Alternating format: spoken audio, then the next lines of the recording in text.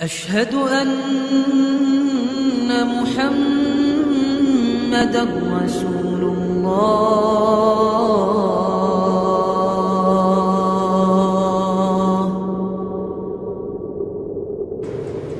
السلام عليكم ورحمة الله وبركاته. الحمد لله والصلاة والسلام على رسول الله سيدنا محمد بن عبد الله وعلى آله وصحبه ومن والاه ولا حول ولا قوة إلا بالله. أما بعد، Alhamdulillah ala ni'matil Islam wa kafa biha min ni'mah. Hadirin hadirat jamaah majlis rahimakumullah. Segala puji bagi Allah Subhanahu wa taala. Salawat serta salam kepada baginda Nabi Muhammad sallallahu alaihi wa ala alihi wa sahbihi wasallam. Manusia agung, manusia mulia, manusia yang siapapun berjalan di dalam sunnahnya bahagia. Manusia yang siapapun melaksanakan sunnahnya aman. Manusia yang siapapun tidak keluar daripada pola ajaran beliau tentram.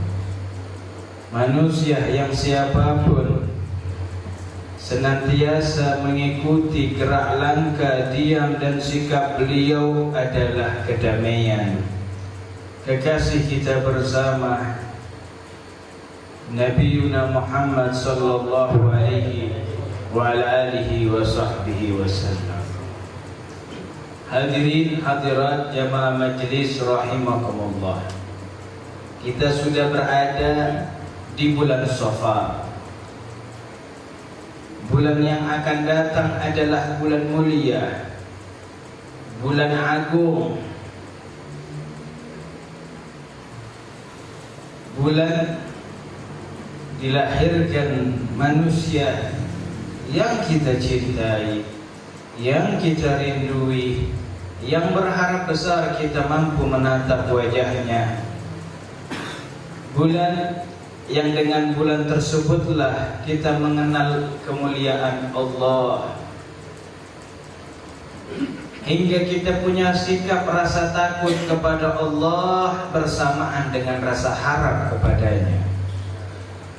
Para ulama di awal bulan Safar sudah mulai membangkitkan gelora cintanya kepada Nabi Muhammad SAW, agar ketika berjumpa bulan Rabiul Awal cintanya sudah berada di puncaknya, tamamul mahabbah, sudah pada kesempurnaan cinta, hingga di bulan Rabiul Awal mereka dapat merasakan kenikmatan bernostalgia, kenikmatan menjalin hubungan erat dengan bulan tersebut karena bulan itu kelahiran kekasih mereka.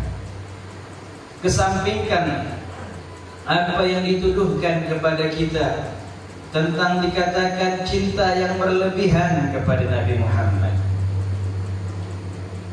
karena sungguh di dalam mencintai tidak ada kalimat berlebihan. Begitulah ajaran Allah dan begitulah ajaran Nabi Muhammad yang diamalkan oleh para sahabat Nabi Muhammad SAW. Di dalam mencintai tiada batas, khusus kepada Allah dan kepada Nabi Muhammad SAW. Dan sungguh amat sangat membahayakan jikalau seseorang memberikan jarak cintanya kepada Allah dan cintanya kepada Nabi Muhammad. Jikalau dia turunkan sedikit cinta dia kepada Allah dan cinta dia kepada Nabi Muhammad satu zirah saja, ataukah satu lapisan saja, satu level saja, dia turunkan cintanya tidak sederajat kepada cintanya kepada Allah Subhanahu wa taala. Guru-guru mulia kita menyatakan itu bukan hanya perbuatan salah, tapi itu termasuk di antara dosa besar.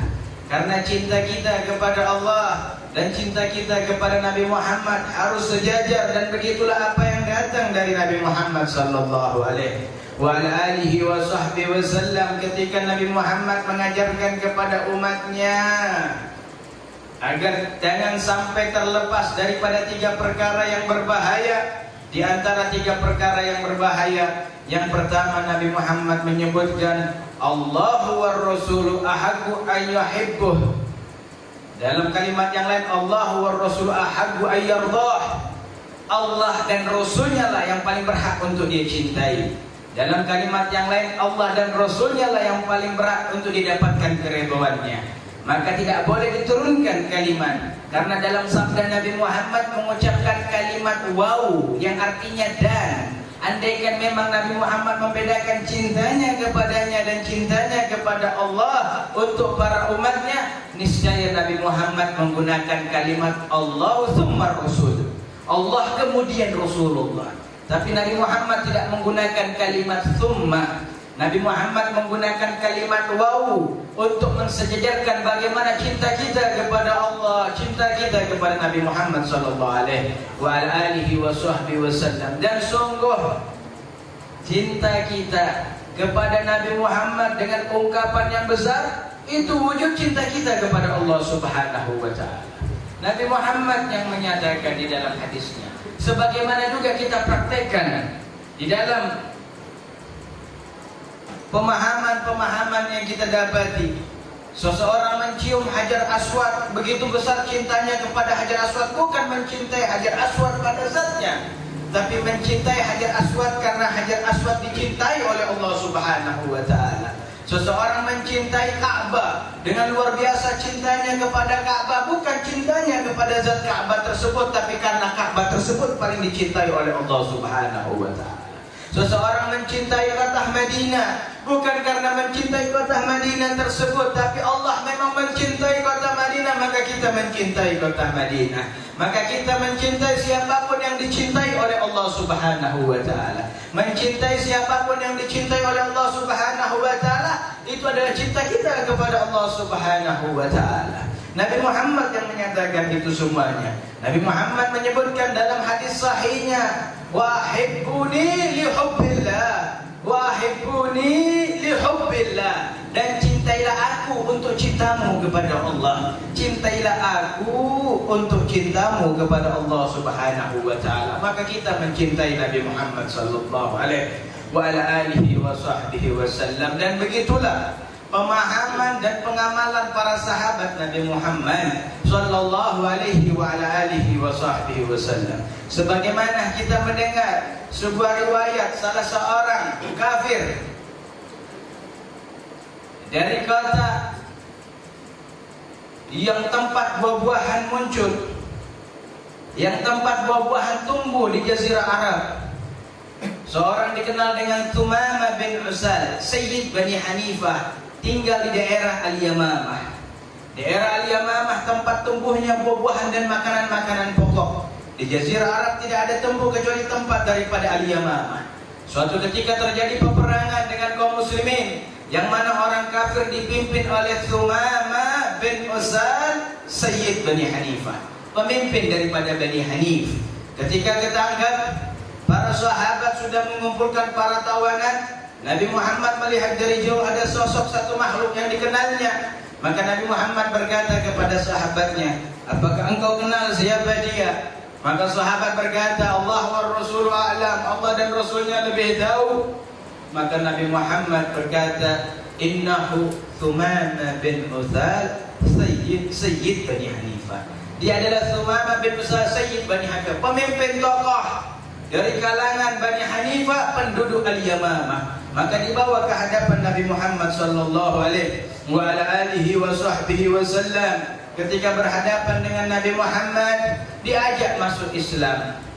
Diajak masuk Islam, aslim taslam. Dalam kalimat yang lain, ma indaka ya Thumamah, bagaimana denganmu saat ini wahai Thumamah? Diajak masuk Islam oleh Rasulullah. Ketika diajak masuk Islam yang pertama kali oleh Rasulullah, ditolak oleh Thumamah dengan berkata, indi in taktulni taktul zadan wa intum in ala syakir.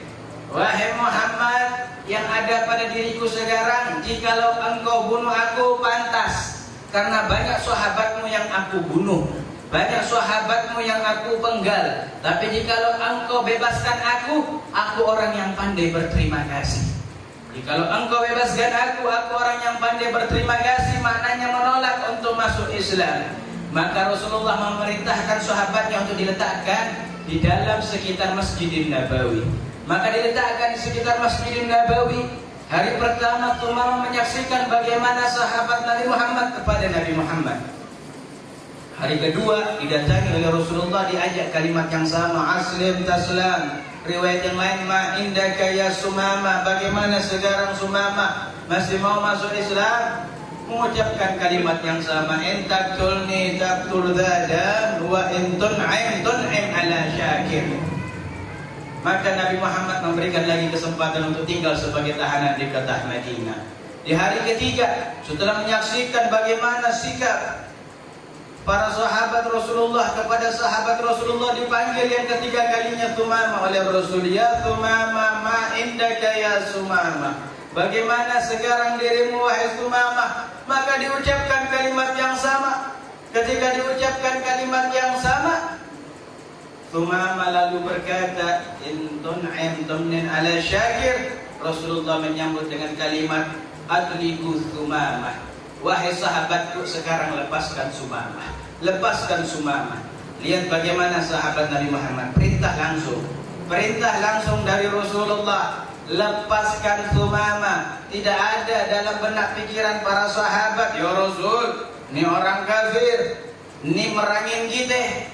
Sahabat berapa banyak yang dibunuh, sahabat berapa banyak yang dinistakan. Nggak ada alam pikirannya para sahabat seperti itu. Ketika perintah datang dari Allah dan Rasulnya, fa'alu, mereka langsung melaksanakannya. Maka dilepaskan Thumamah seketika oleh para sahabat Rasul. Seketika itu Thumamah melangkahkan kakinya ke sumur yang paling dekat dengan Masjidin Nabawi, mengambil air dengan membersihkan tubuhnya. Setelah sudah bersih tubuhnya, masuk ke Masjid Nabawi, di mana di situ ada Rasul sallallahu alaihi wasallam. Lalu duduk di hadapan Rasul seraya Thumamah berkata, asyhadu an la ilaha illallah wa annaka ya Muhammad Rasulullah, wa wallahi ya Muhammad innaka la wajhun abghadu ilayya fa asbaha wajhuka ahabba ilayya. Setelah datang ke Masjid Nabawi, Thumamah duduk dekat di hadapan Rasulullah. Thumamah lalu berkata, tiada Tuhan selain Allah, dan engkau wahai Muhammad adalah utusan Allah. Lalu Thumamah melanjutkan bahasanya, demi Allah wahai Muhammad, wajahmu dahulu adalah wajah yang paling aku benci, sekarang wajahmu yang paling aku cintai. Dahulu negaramu, kotamu, kota Madinah yang paling aku benci, sekarang kota Madinah menjadi kota yang paling aku cintai. Dahulu tanah kota Madinah adalah tanah yang paling aku benci, sekarang tanah kota Madinah adalah tanah yang paling aku cintai. Sahabat yang ada di sekitar situ bertanya kepada Thumamah, kenapa tidak di hari pertama tawaran Rasulullah masuk Islam, atau di hari kedua, atau di hari ketiga? Kenapa harus tunggu dibebaskan? Thumamah menjawab, wallahi, demi Allah, dari hari kedua setelah aku melihat sahabat Rasulullah kepada Rasulullah, dari hari itu aku sudah hendak masuk Islam. Begitu indah akhlak kalian, begitu hebat cinta kalian. Namun aku khawatir kalau aku masuk Islam dalam keadaan ditahan, nanti menyebar di kalangan Jazirah Arab. Aku masuk Islam karena takut sebagai tahanan. Demi Allah, aku tidak ridho dicap sebagai masuk Islam takut karena ditahan. Aku masuk Islam karena cinta kepada sosok yang bernama Muhammad. Maka seketika itu Thumamah berangkat ke Makkah untuk melaksanakan tawaf, membuktikan keislamannya, sekaligus mengkabarkan kepada seluruh penduduk Jazirah Arab tentang keislamannya. Setelah tawaf, maka seluruh penduduk dan tokoh-tokoh kafir Quraisy Makkah kagum, heran, kaget. Lalu ditanya, ada apa gerangan denganmu wahai Thumamah? Maka Thumamah berkata, wallahi qad aslamtu, demi Allah sekarang aku sudah masuk Islam. Fa wallahi ma ya'tikum habba hittah min Yamama hatta ya'zana an-nabiy sallallahu alaihi wasallam. Hatta ya'zana an-nabiy sallallahu alaihi wa alihi wasallam. Demi Allah, Tumama menjawab pembesar Fatah Makkah, pembesar kaum Quraisy dan para tokohnya serta kaum yang hadir di tengah pada saat itu. Demi Allah, aku telah masuk Islam, dan demi Allah tidak akan sampai satu biji gandum pun ke kota Mekah kecuali diizinkan oleh Nabi Muhammad SAW. Karena seluruh makanan yang ada di kota Mekah hasil daripada pertanian daripada kaum Bani Yamamah, kaum daripada Bani Hanifah. Demi Allah, satu biji daripada gandum tidak akan sampai ke kota Mekah kecuali diizinkan oleh Nabi Muhammad SAW. Begitu keadaan para sahabat Nabi Muhammad di dalam mengapresiasikan cinta mereka, di dalam mempraktekkan cinta mereka kepada Rasul sallallahu alaihi wasallam. Maka dari itu, jangan sampai kita galak di dalam mempraktekkan cinta kita kepada Nabi Muhammad sallallahu alaihi wasallam. Apalagi jika kita melihat bagaimana seorang perempuan yang bernama Samra bin Qais, seorang perempuan Samra bin Qais yang mendengarkan dua anak laki-lakinya wafat jihad di jalan Allah Subhanahu wa taala. Ketika mendapatkan kabar bahwasanya kedua anak laki-lakinya wafat jihad di jalan Allah Subhanahu wa taala dari sahabat yang pulang dari medan perang, ini sahabiyah, seorang sahabat perempuan Samra bin Qais berkata kepada yang mengkabarkannya, ma fa'ala Rasul, bagaimana keadaan Rasul sallallahu alaihi wasallam? Maka dikabarkan Rasulullah sehat, Rasulullah hidup, Rasulullah aman. Maka perempuan ini berkata, aku ingin melihat Rasulullah. Kalau Rasulullah sehat, Rasulullah hidup, Rasulullah aman, aku ingin melihat Rasulullah. Maka Rasulullah mendapatkan kabar bahwasanya Samra bin Qais kedua anaknya wafat, maka Rasulullah yang mendatangi Samra bin Qais binti Qais. Ketika didatangi Samrah binti Qais, Rasulullah berkata, asbiri ya Samra, bersabarlah wahai Samra, anakmu akan dijanjikan oleh Allah Subhanahu wa taala ganjaran pahala yang besar. Ketika Rasulullah mendatangi untuk menyenangkan hati Samra bin Qais, wajah Rasulullah itu penuh dengan debu. Wajah Rasulullah banyak menempel debu di wajahnya Rasulullah karena peperangan di tengah padang pasir. Ketika Rasulullah menyenangkan, menghibur hati Samra bin Qais, dan Samra bin Qais hanya tertuju pada wajah Rasulullah, maka Samra bin Qais buat pernyataan yang membuat menangis seluruh sahabat di sekeliling Rasulullah SAW dengan berkata, ya Rasulullah, wallahi la ru'yatu taqa'ul jukbaru ala wajhika ashaddu alayya min qadlil waladai. Demi Allah, wahai Rasul, debu yang menempel pada wajahmu itu lebih berat bagiku daripada wafat kedua anakku. Debu yang menempel pada wajahmu itu memberatkan aku daripada kedua anakku yang telah wafat. Enggak ada artinya anak wafat, tapi debu itu menyakiti aku ketika menempel di wajahmu. Lihat pemahaman dalam cinta sahabat Rasul sallallahu alaihi wasallam, hingga pemahaman semacam ini terus menyebar di tengah para sahabat Rasul. Bahkan kita pernah mendengar cerita dari guru-guru mulia kita. Salah seorang yang bernama Zaid bin Dathimah. Zaid bin Dathimah seorang sahabat Rasul yang ditangkap oleh orang kafir. Setelah ditangkap oleh orang kafir, dibawa keluar untuk dilaksanakan hukuman mati. Ketika hendak dilakukan hukuman mati, maka para orang kafir menyatakan kepada Zaid bin Dathimah, wahai Zaid bin Dathimah, apakah engkau mau menukar dirimu? Sekarang engkau dalam keadaan terancam, nyawamu dalam keadaan terancam. Apakah engkau menukar posisimu? Muhammad yang berada bersama keluarganya itu ditukarkan kamu di sini dan engkau bersama keluargamu. Tukar posisi, biar Nabi Muhammad bersama kamu, tempatnya kamu sekarang, kamu bersama keluargamu. Maka sahabat Zaid bin Dathimah membuat pernyataan ketika ditawarkan pemahaman yang semacam itu dengan berkata, wallahi ma ahabbu anna usibhu syuka wa inni jalisun fi ahli. Demi Allah, lebih aku sukai,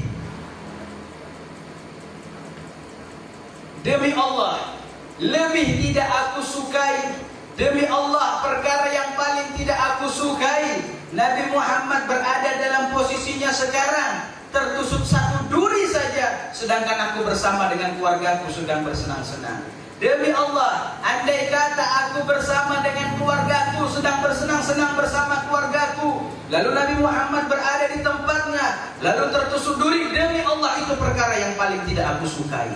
Demi Allah itu perkara yang paling aku benci. Demi Allah itu perkara yang paling aku tidak ridhoi. Maka orang kafir yang mendengarkan pernyataan daripada Zaid bin Dasimah semacam itu, maka orang kafir berkata, wallahi ma ra'ayna ahadan yuhibbu ahadan ka yuhibbu ashabu Muhammadin Muhammada. Demi Allah, kami belum pernah melihat seseorang yang mencinta terhadap yang dicinta seperti cintanya sahabat Muhammad kepada Nabi Muhammad sallallahu alaihi wa ala alihi wa sahbihi wasallam. Maka dari itu, ayo kita tumbuhkan sampai kita berada di tamamul mahabbah, di puncak di dalam mahabbah kita kepada Allah, puncak dalam mahabbah kita kepada Rasulullah sallallahu alaihi wasallam. Hingga banyak kita dengarkan dari guru-guru kita, andai kata khayyar sahabah baina al-jannah wa sahbatun nabi lakhtaruhumul sahbatun nabi. Banyak guru-guru kita menjelaskan, andai kata para sahabat Rasul itu diberikan pilihan antara memilih masuk surga gratis cuma-cuma tanpa dihisab, atau menjadi pendamping Rasulullah, atau menjadi sahabat Rasulullah, demi Allah sahabat Rasul akan memilih menjadi sahabatnya Rasulullah. Dia akan menolak surga dan memilih menjadi sahabatnya dan menjadi pendampingnya Rasulullah sallallahu alaihi wa ala alihi wa sahbihi wasallam. Maka dari itu, jangan sampai kita lalai untuk mempersiapkan diri kita berjumpa bulan Rabiul Awal dalam keadaan cinta yang besar kepada Nabi Muhammad. Dan sungguh Al-Quran, Al-Hadis telah banyak meriwayatkan kepada kita cinta yang besar umat manusia kepada Nabi Muhammad SAW, baikkah secara agli ataukah secara nagli. Maka problemnya bukan bagaimana kita mencintai Rasulullah, bukan bagaimana cara kita mencintai Rasulullah. Mereka yang menjadikan pertanyaan pada pemikiran mereka tentang umat Nabi Muhammad yang mencintai Nabi Muhammad, yang mengatakan berlebihan. Tidak, nggak ada berlebihan dalam mencintai Rasul. Yang terjadi pada diri mereka kurangnya rasa cinta, kurangnya rasa matang dalam bercinta pada diri Nabi Muhammad SAW. Andai kata dia merasakan cintanya kepada Nabi Muhammad sebagaimana dirasakan para sahabat, ataukah dia merasakan cintanya kepada Nabi Muhammad sebagaimana dirasakan para wali Allah, yang diantaranya ada yang sholat 1000 rakaat, ketika ditanya bagaimana kok bisa sholat 1000 rakaat, harapan bisa menjadi sahabat Rasulullah nanti di surga. Ada lagi yang ditanya menghabiskan hari-harinya 80.000 kali sholawat kepada Nabi Muhammad setiap hari. Ditanya kenapa kok bisa sholawat sekian banyaknya sampai 80.000 setiap hari. Jawabannya dengan ucapan yang ringan, hanya ingin melihat wajah Nabi Muhammad SAW. Pola pikir semacam itu hanya dimiliki orang-orang yang tamamul mahabbah, ghayatul mahabbah, sampai pada kesempurnaan puncak cinta kepada Nabi Muhammad sallallahu alaihi wa ala alihi wa sahbihi wasallam. Maka dari itu mudah-mudahan di bulan Safar ini, di waktu awal bulan Safar ini, Allah memuliakan kita dengan tamamul mahabbah, ghayatul mahabbah, sempurna puncak pada cinta Nabi Muhammad, hingga kita berjumpa bulan Rabiul Awal dalam keadaan bersiap, bernostalgia, menikmati kerinduan kita kepada Nabi Muhammad sallallahu alaihi wa ala alihi wa sahbihi wasallam. Dan mudah-mudahan Allah Subhanahu wa taala mengkaruniakan kepada kita memandang wajah Nabi Muhammad, baik di dalam mimpi ataupun di dalam sadar. Ya Rabb, dan itulah puncak kenikmatan. Dan ada beberapa poin yang para ulama mengajarkan kepada kita agar kita bisa mimpi Nabi Muhammad. Mudah-mudahan kita bisa mimpi. Ya Rabb, ya Rabb.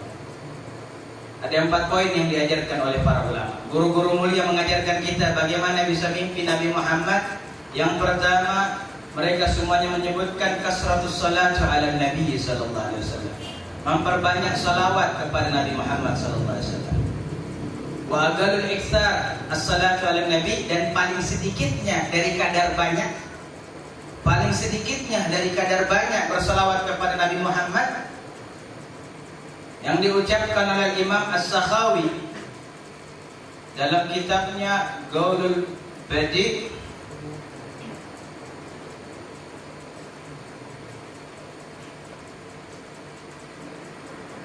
ala salati fi salati ala Habib Syafiq. Dalam kitab Qaulul Badi fi salati ala Habib Syafiq. Qaulul Badi fi salati ala Habib Syafiq. Al-Imam As-Sakhawi Al-Hafidh, beliau mengucapkan aqallul iksar yawm wa laila 300 marat. Paling sedikitnya banyak, paling sedikit dari kadar banyak itu 300 kali setiap hari. 300 kali setiap hari paling sedikit, dari pagi sampai malam paling sedikit 300 kali orang bersalawat kepada Nabi Muhammad sallallahu alaihi wasallam. Lalu yang kedua, daripada amalan yang bisa membuat kita mimpi Nabi Muhammad sallallahu alaihi wasallam, at-ta'allaqu bin Nabi sallallahu alaihi wasallam. Punya hubungan kuat dengan Nabi Muhammad. Mengenal siapa beliau, mengetahui akhlak beliau, mencintai siapa yang dicintai oleh Nabi Muhammad, menghormati siapa yang dihormati Nabi Muhammad, menyukai siapa yang disukai Nabi Muhammad, tidak menyukai siapa yang tidak disukai oleh Nabi Muhammad. Ini ta'allaq bin Nabi. Ini punya hubungan kuat dengan Nabi Muhammad sallallahu alaihi wasallam. Yang ketiga, at-ta'zim li sunnati Nabi sallallahu alaihi wasallam. Memuliakan sunnahnya Nabi Muhammad sallallahu alaihi wasallam. Orang-orang yang memuliakan sunnahnya Nabi Muhammad, ketika bukan hanya dalam segi berpakaian, bukan hanya dalam memakai imamah, memakai gamis, jubbah dan ridha, memakai pakaian Islami, bukan hanya itu.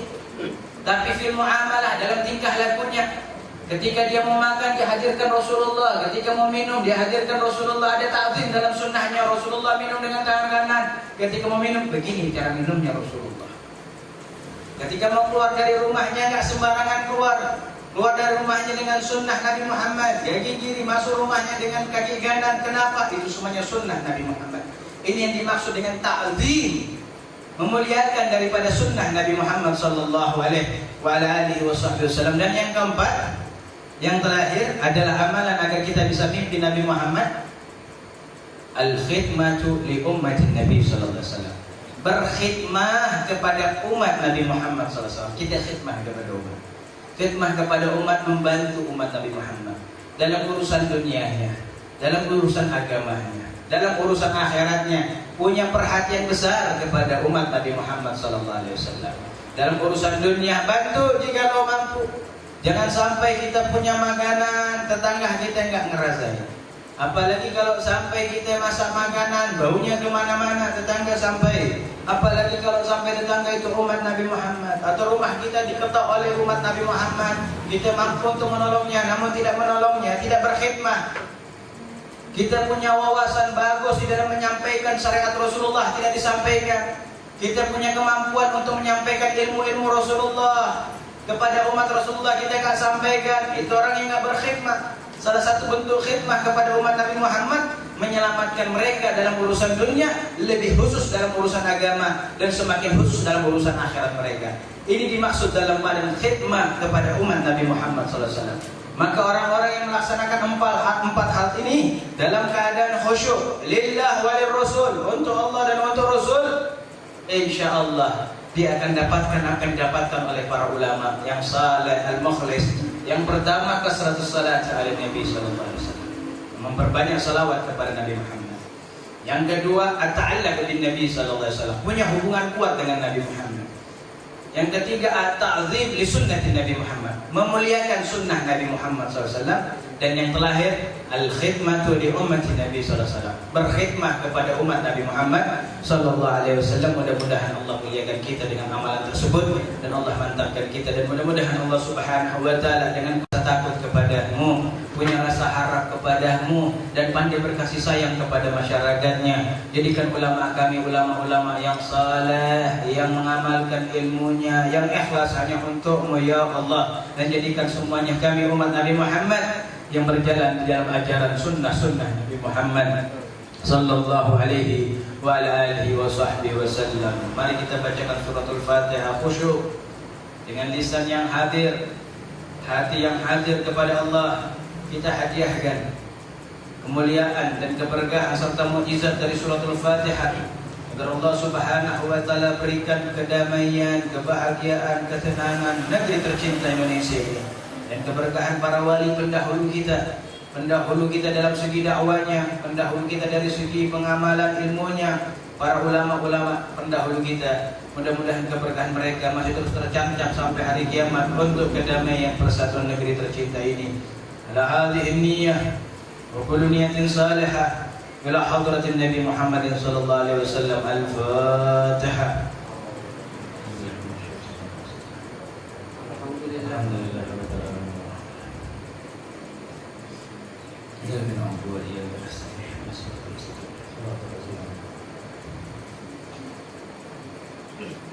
Al-Fatihah yang kedua kita hadiahkan buat diri kita, orang tua kita yang sedang sakit, mudah-mudahan Allah sembuhkan, khususnya Al-Habib Muhsin bin Ali Al-Hamid, dan juga yang telah wafat, mudah-mudahan Allah jadikan kuburan mereka taman di antara pertamanan syurga. Mudah-mudahan Allah melimpahkan kepada kita rezeki yang halal, yang barokah, yang gampang, yang mudah, enggak susah, enggak sulit, enggak bawa fitnah, enggak bawa tuntutan di dunia, alam akhirat, dan enggak bawa adab. Ala hadhihi niyyah wa kullu niyatin salihah ila hadratin Nabi Muhammad sallallahu alaihi wasallam bi sirril Fatihah.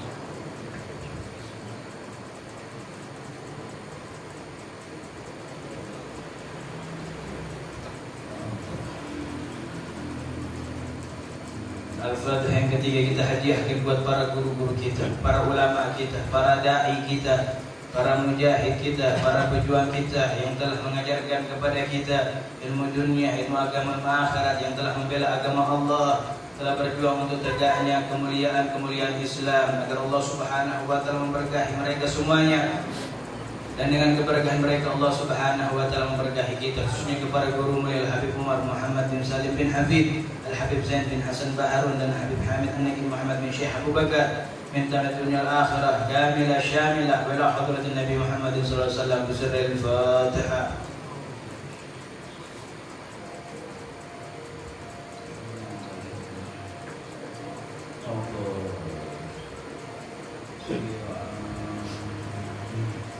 اللهم بحق الفاتحة ومعجزة الفاتحة وكرامة الفاتحة ببركة الشهادة التي أنزلت الفاتحة أن تفتح لنا من كل الخير، وأن تجعلنا من أهل الخير، وأن تعاملنا معاملة أهل الخير، واختم أمورنا في خير ولطف العافية، وآخر دعوانا الحمد لله رب العالمين بالقبول والإجابة. والسلام عليكم ورحمة الله وبركاته.